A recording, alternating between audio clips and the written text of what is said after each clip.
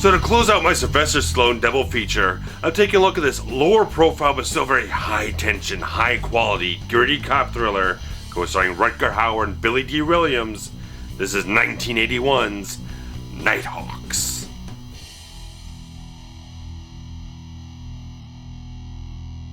When Europe's most feared terrorist known as Wolfgar explosively announces his presence in Manhattan, two elite undercover NYPD cops are assigned to stop him before he strikes again. However, the ruthless terrorist has other plans for the city and the detectives as he begins to hold its citizens in the grip of fear. Now, Nighthawks is a Stallone film that has flown under the radar for a very long time, even though it made back almost 4 times its $5 million budget at the box office, and has maintained a respected following, and it is a film I've enjoyed for a very long time. In comparison to other Stallone films that are much more bombastic, energetic, vibrant, and colorful, it's easy to see how Nighthawks kind of doesn't stick out so strongly. It is a slow-boil psychological cop thriller with much more of a focus on tension and suspense and the characters in the film instead of action and excitement.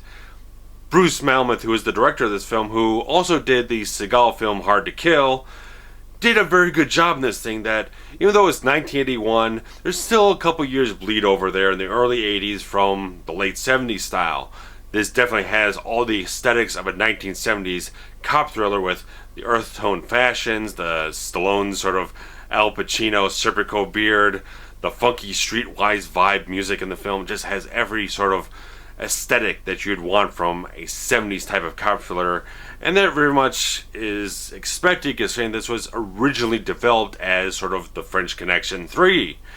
But regardless of that, these filmmakers still make Nighthawks its own thing. It stands well on its own merits, and I think Stallone leads this film quite well, that he makes Sergeant Deke da Silva a tough, gritty cop who still has a heart and morality to him. He has principles. He stays very true to who he is. He doesn't compromise himself, but he goes after crime very fiercely, very intensely, that he's very dogged in his pursuit of Wolfgar throughout the whole film, and it's that relationship between Da Silva and Wolfgar that really drives the whole film forward. That electric intensity and psychological edge that these two characters work off each other with makes it so compelling. And Sergeant Deke da Silva is definitely that cop who is not going to stop at anything, but he's also not going to become the cold-blooded assassin killer that this British intelligence agent wants him to become to track down and stop Wolfgar.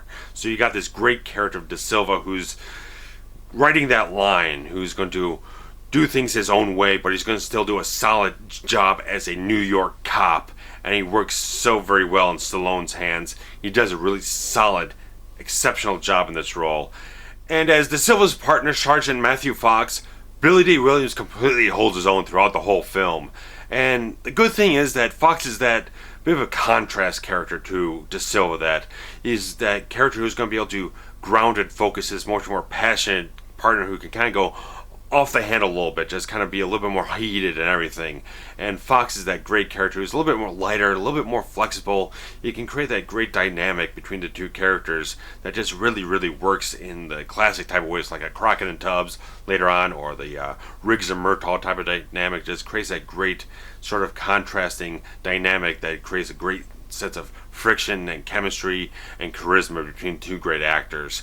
And Fox is that really good character that, even though he can be kind of light and playful in certain moments, when things get serious, he definitely shows that he can be a very solid New York cop. And Rutger Hauer has absolutely shown his talents for brilliance on film, that he has done so many great performances that have stood the test of time, and Wolfgar is no exception whatsoever. He brings a nice, cold, calculating sophistication to this international terrorist who is a complete believer in what he is doing. He's not just a random hired gun who does it for money. This is a guy who believes in the causes that he is fighting for, and that makes him immensely more dangerous.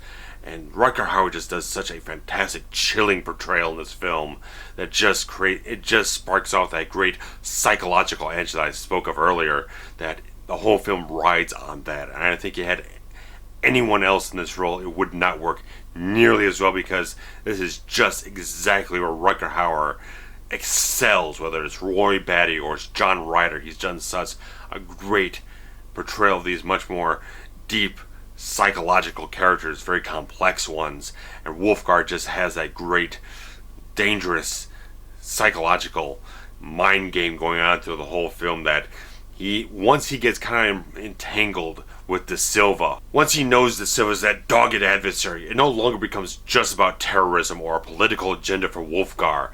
It becomes a game of wits between these two men, and Wolfgar creating all these scenarios where De Silva is brought in so close, eye to eye, face to face, completely powerless to do anything. He doesn't even have the choice to fight back, and it creates this great building of tension, this anticipation between these two characters. That's this powder keg that you're waiting to explode sometime in this very slow burn, slow build type of film that is executed exceptionally well in that aspect.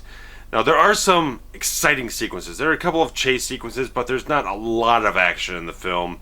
Now, if there's one thing I could possibly say as a detractor of the film a little bit, is that there doesn't feel like there's quite enough momentum or excitement building up to the climax of the film, but the ending of the film is superb.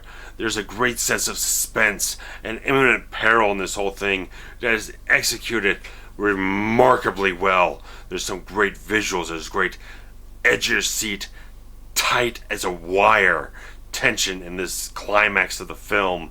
It is superbly done in every way, shape, or form.